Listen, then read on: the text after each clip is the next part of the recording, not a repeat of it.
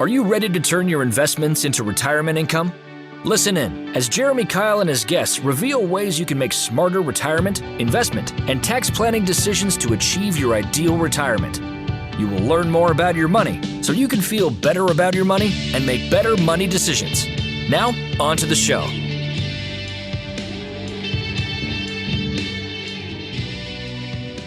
Welcome to Retirement Revealed. I'm your host, Jeremy Keil, and we're here to turn your retirement savings into retirement income. And today we're talking with Susan Latremoille about 9 steps to a rich life retirement. Susan's a wealth of knowledge, and I think she may just be our first returning guest. We had her on in May of 2021 when this book was a concept, but now she's on to share the full book, the 9 practical steps on how to live your rich life. Susan, welcome to the show. Thanks, Jeremy. It's good to be here with you again. Yeah, it's great to see you, and I enjoyed reading this book. You even sent it to me ahead of time. I got to write a little, I don't know if endorsement or testimonial, That's right. blurb. Testimonial. We'll call it a blurb. Yeah, a testimonial for the pre-published edition. Yeah, it was great. I appreciate that, and it was fun to read. Well, for the people who aren't familiar with you yet, tell us a little bit about yourself. Sure. Be happy to, Jeremy. So like Jeremy, I was a financial advisor, actually 38 years in the business. And I built my practice really with people who were looking to save for a robust and wealthy retirement, and those that took their financial affairs seriously and wanted to work with a professional advisor. So my role was really to help them plan their financial futures as well as manage their wealth. And along the way, having built long-term relationships with people, I noticed that a lot of my clients, as they transitioned into retirement, weren't as happy as they expected to be when they retired. A lot of them looked forward to the day where they could, let's say, go to Florida and play golf, or not have to get up to the alarm clock, or spend more time traveling, only to find that after they'd done a bit of that, it wasn't as sweet as they anticipated. So I decided then to exit my practice, and I sold my practice to a colleague and focus primarily on the non-financial side of retirement lifestyle planning. So that's really a bit of my journey, Jeremy. And that's what led me to where I am today and to writing my second book now. Right. And you've been using this term, the rich life. Can you tell us more about that? Sure. Yes. Back in 2006, when I was an advisor, again, a number of my clients had wealth, but often were in the game of just accumulating money for the sake of making money. And they weren't really connecting their money with what their money could do for them. In other words, money can be a wonderful enabler to help you live a better lifestyle and help others as well. But I saw this disconnect.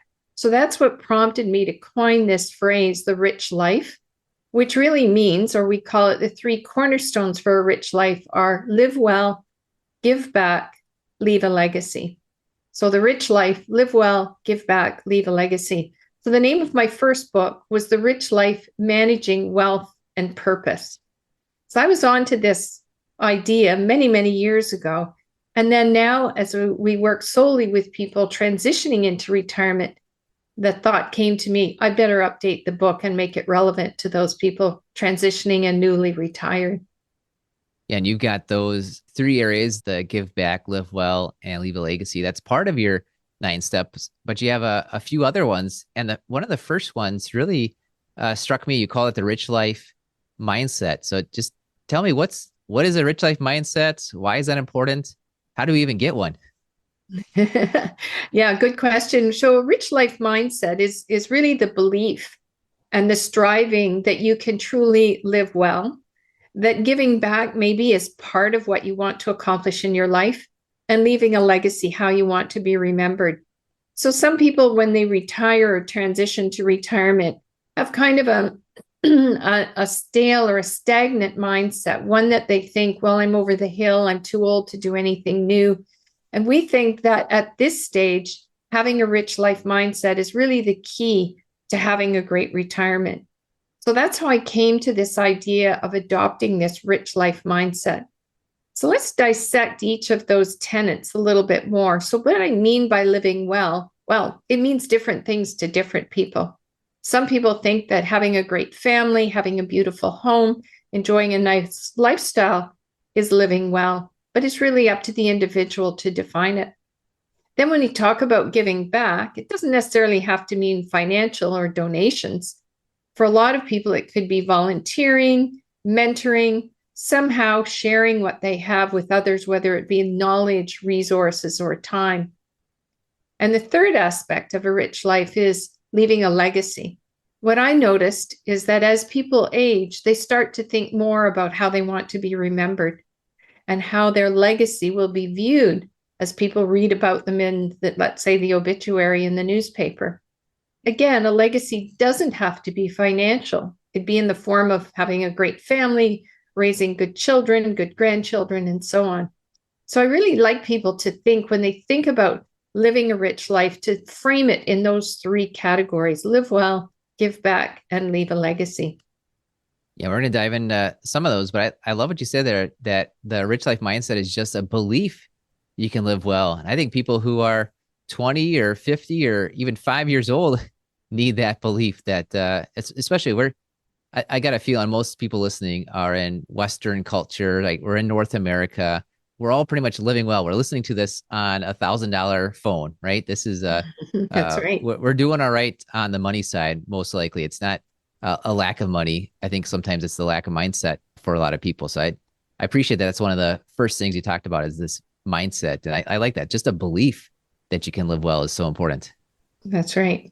Yeah. Well, I want to dive into that give back one. We're big fans of generosity, but just tell me more. Why is giving back actually part of the good life, or the rich life, as you put it? Yeah, I think as human beings, we all feel better when we share something we have or give something to another person. And it doesn't have to be a great big deal. I mean, it could be that you had a great meal in a restaurant and you decided to just tip that waiter a little bit more than you usually would. Or perhaps, somebody did something nice for you, like buying your coffee in the Starbucks lineup. So you decide, okay, I'm going to pay it forward and pay for the next person in line. So these little things that we can do on a day-to-day basis that help others, I think we derive a lot of pleasure. In fact, sometimes it really makes your day when you do something small like that. So giving back doesn't have to be, having making a huge donation or giving thousands or millions of dollars. It can be really focused on doing something for someone else. And sometimes that's in the form of time. It could be in the form of knowledge, or it could be in the form of resources, your money, or other things that you have to share. But I do think that whole concept of giving back is part of really living a rich life and giving, let's say, strength and foundation to the human experience. Yeah, it doesn't have to be big. I'm just thinking, just recently, we've got our neighbor. He just turned 16. And I had these books in my office. Hey, I got them right next to me, right here. Let's see. I lost them. Where they go? But it's called Make Your Bed, right? It's by this admiral who just gave a great commencement talk. And it was around just kind of doing the little things and just setting your habits forward. And so this kid turned 16, and I thought, I've got an extra one of these lying around. He passed his driver's test. Let's just congratulate him. Why say, attaboy and just pat him on the back? Why not just give him a book? And then I did that, and he said thank you. He's very thankful, and he thanked me. He said, I don't know if I ever said thank you. I'm sure I did, but you remember, like 7 years ago, you gave me this other book. It was Sand County Almanac, which is a nice naturalistic book, and it's kind of Wisconsin-y. We're in Wisconsin here. He said, I read that so many times, and it's really like pushed me on the path towards like his career choices. He's big into, biology and nature. And I thought, I'd completely forgotten. Like, here's a book that I was going to throw away to Goodwill. And I thought I was going to give it to my, what would he have been? 10 years old. Like, give it to a 10-year-old because he seemed to have an interest in it. And he remembered it for the past 6-7 years. Like, he's probably going to remember that for his lifetime. And I'm remembering that now for my lifetime. Like, that's just, what if I spent like 2 minutes and less than $20? It probably was not even $20. It's books I would have maybe thrown away or given to Goodwill. But that was just something that, that's a little thing. But it's a perfect example. And look what it did for him. And look what it's doing for you, even retelling the story, lighting you up as well. Yeah. So yeah, so I really believe that giving back it just benefits the other person, it benefits you, the giver. And as you say, it doesn't have to be a whole big financial investment. It can be something small and something you don't need anymore. But, as we go through life, we really never know how we impact other people. So it is lovely to hear those stories and to know that he told you that too. And Yeah. I'm sure you've had situations where someone's done something really nice for you and you've remembered it all your life. So it just helps to foster goodwill, and nothing needed more than that kind of attitude and approach in today's society. Yeah, for sure. And that I had two other recent, why I had the book close by. Of course, now it's out of my car. I think I put it back there because two other friends of ours have kids turning 16. I thought, wow, this is such a big smile from him and me. Like, let's just keep it going, right? And so that's why I had the book Right. close by. I just grabbed two more of them Yeah. to do Well, that. in the book, in the chapter on give back, I do have some stories of people and how they've given back and what it's meant to them and to the people that they've helped. So definitely Yeah, worth keeping it in mind and having a look at the stories for more information. you got it. And we'll definitely have links to the books. Everyone can find the book. Well, actually, I'm going to say it right now. I usually wait to the end, but anyone who's listening and wants a copy of Susan's book, the first three people that email me, it's podcast@keilfp.com. Send me an email and we will mail that book straight out to you. So that'll be a fun thing to interact with people on. It's Jeremy Keil here, and I know you're listening to the Retirement Reveal podcast because you want to learn more about making great retirement decisions. I've created a free video course for you to do just that. Head over to 5stepretirementplan.com and sign up to receive this video training right in your email inbox. We broke down our 5-step retirement plan into bite-sized videos so you can get started on the retirement, investment, and tax planning you need to create a consistent retirement income. Go to 5stepretirementplan.com, use the number or spell it out. You'll get there either way. 5stepretirementplan.com. Thanks for listening, and now for the rest of the show. Good. Well, I'm going to move back from out of giving back because one of the steps you had, I'm just going to say it shocked me. I just couldn't believe it when I saw the title. I think you might know which one I'm thinking of. We'll see. But it is a step called Describe the Last Year of Your Life. That seems shocking to me. Yes. Well, I think in some ways we all have an idea. We have a fixed idea of when we think we're going to die. And, oftentimes it can be because of a parent or parents, the life expectancy in our family, what our genes are. And, with modern medicine and all that we know about healthcare and lifestyle, we don't have to follow the prescription of previous generations in defining how long we're going to live. In fact, I think today it comes back to that idea of mindset. So think about how you want to be the day before you die. And when I've asked many people this question, they say, well, of course, I want to be healthy, vibrant. I want to have my cognitive abilities surrounded by friends, by people that I care about, really living that rich life. So then you say, well, if that's how you're going to be the day before you die, then why would you want to die? Mm-hmm. So it really gives that whole notion of living longer, of having a better life for a longer period of time and doing all the right things that you need to do. That's part of the living well, taking care of your health, eating right, sleeping right, exercising, all those things that we know to do to help us live well. So that's why I call it that. We talk about that living longer, extending your life and thinking about how you're going to be the day before you die. Yeah, and I like that. It gives you a couple things too, because I'm thinking right now, if you plan out the last year of your life, and I imagine it's not like, oh, I went to the post office and I bought the groceries. Like it's probably more grander and meaningful things than your normal day to day. Like, why wait until the last year of life? That's part of me that's thinking of it. Another thing is just what you said, that so many people have this, virtually everyone has a date in mind. Like they know exactly when they're going to die. Obviously you don't, but like people ask them for a date, they have a date.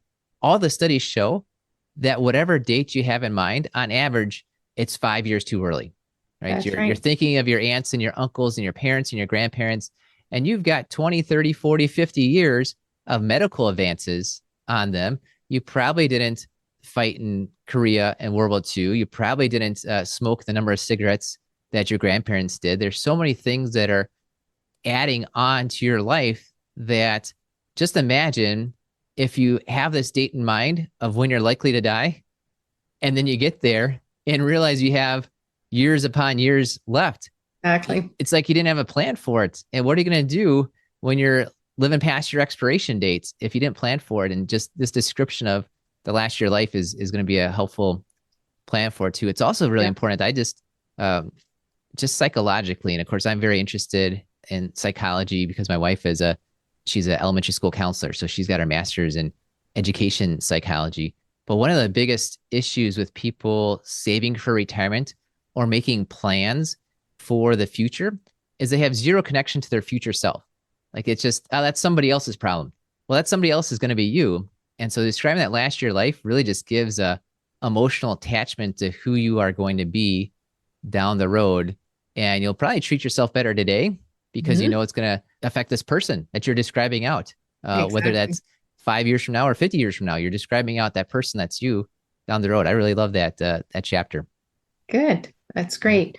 Yeah, I think it's really important at whatever age that you have a purpose to being alive. And I think when people don't have a purpose, then, life kind of gets boring. You descend into poor health, and then you might end up dying earlier. So having a purpose or purposes in life is vital. And I know when people are working, that work provides a lot of purpose that many people share.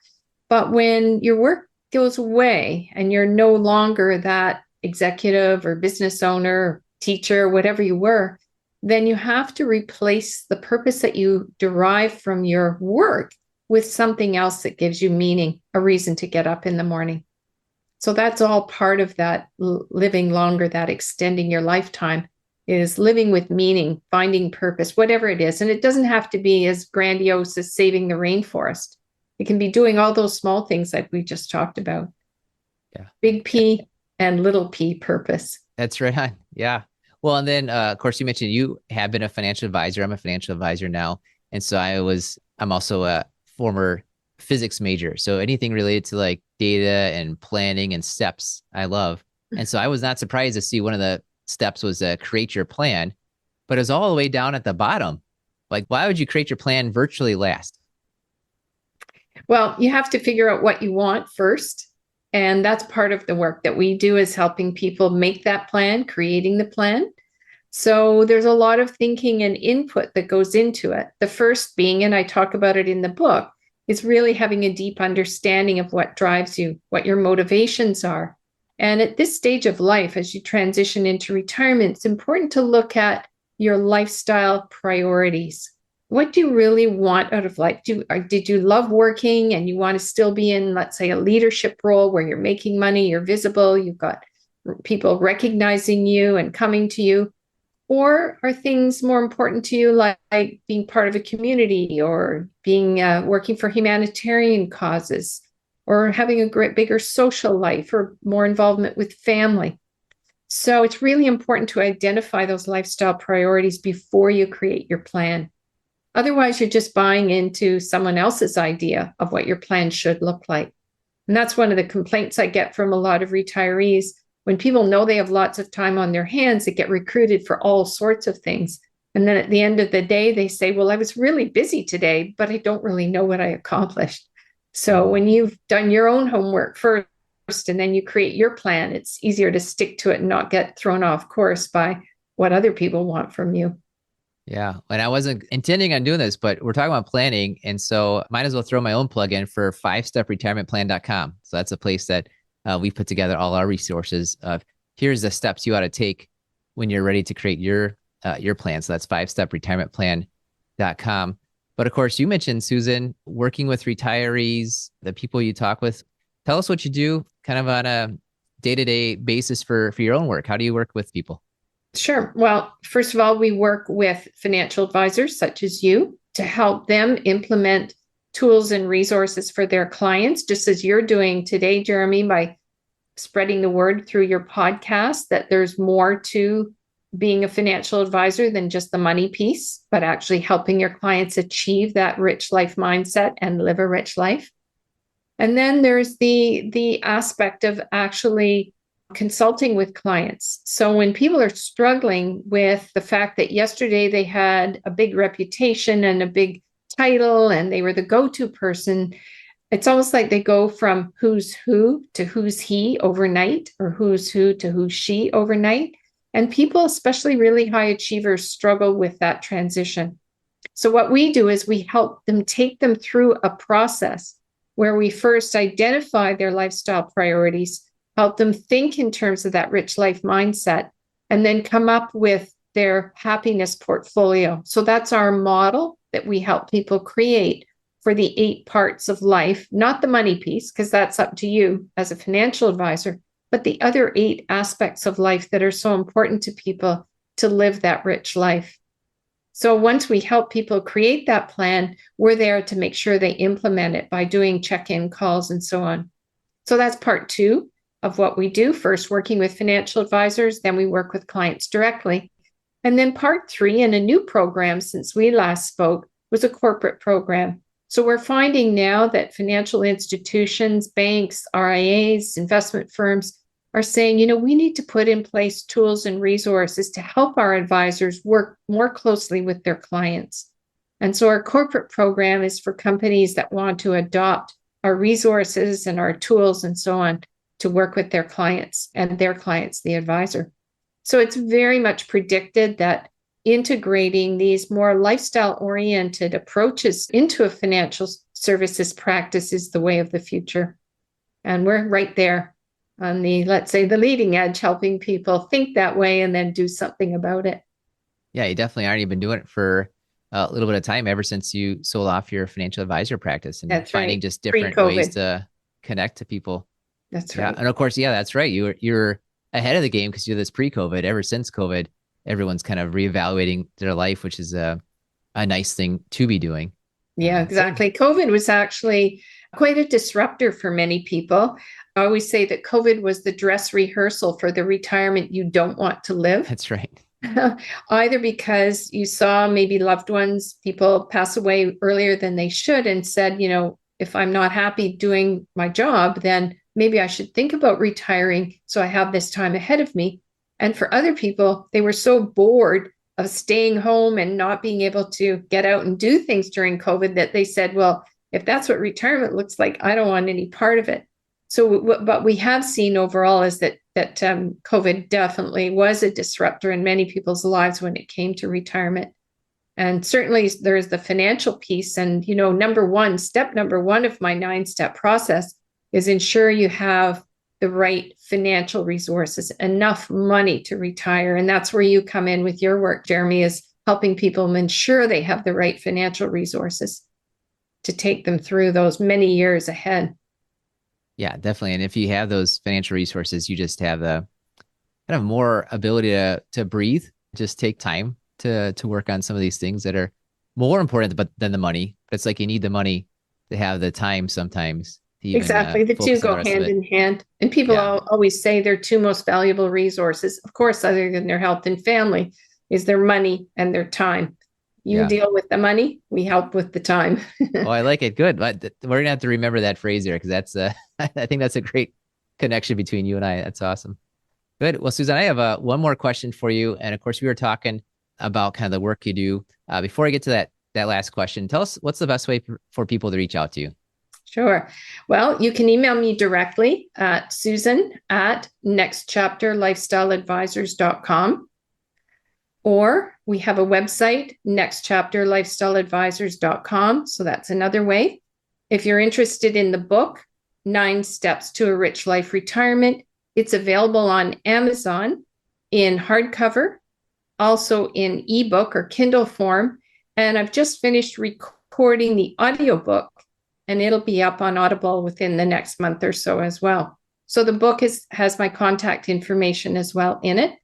And I just want to add that I wrote the book specifically to be read quickly. It's short and sweet. It's not one of these books that's going to pile up on your bedside table that you're going to get to one of these days. It really is something you can read on a plane ride or in an evening and so on. So it's a great way to get a snapshot of what it takes to live a rich life. And it takes you through the 9 steps to actually get there.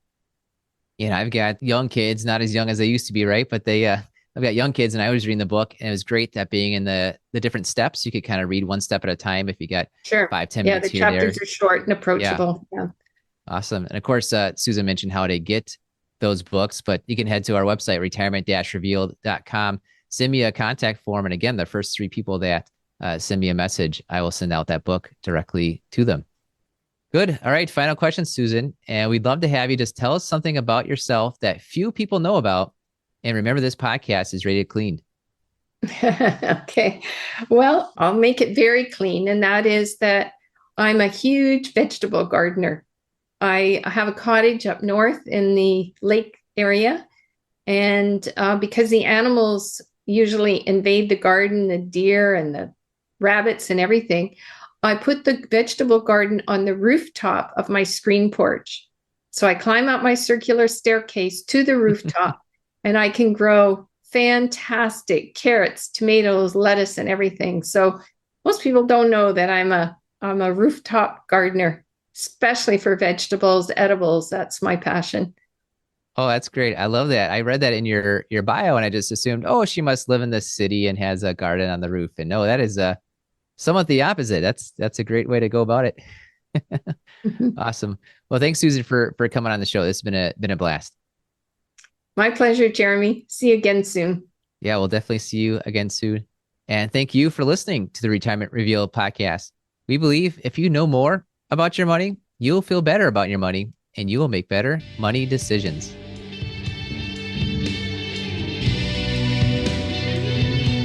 Thank you for listening to the Retirement Revealed podcast. Click on the subscribe button below to be notified when new episodes become available. Visit retirement-revealed.com to learn more. The information covered and posted represents the views and opinions of the guest and does not necessarily represent the views or opinions of Keil Financial Partners. Keil Financial Partners does not provide legal, accounting, or tax advice. Consult your attorney or tax professional. Representatives have general knowledge of the Social Security tenets. For complete details on your situation, contact the Social Security Administration. Keil Financial Partners is a part of the Thrivent Advisor Network, a registered investment advisor. The content has been made available for informational and educational purposes only. The content is not intended to be a substitute for professional investing advice. Always seek the advice of your financial advisor or other qualified financial service provider with any questions you may have regarding your investment planning.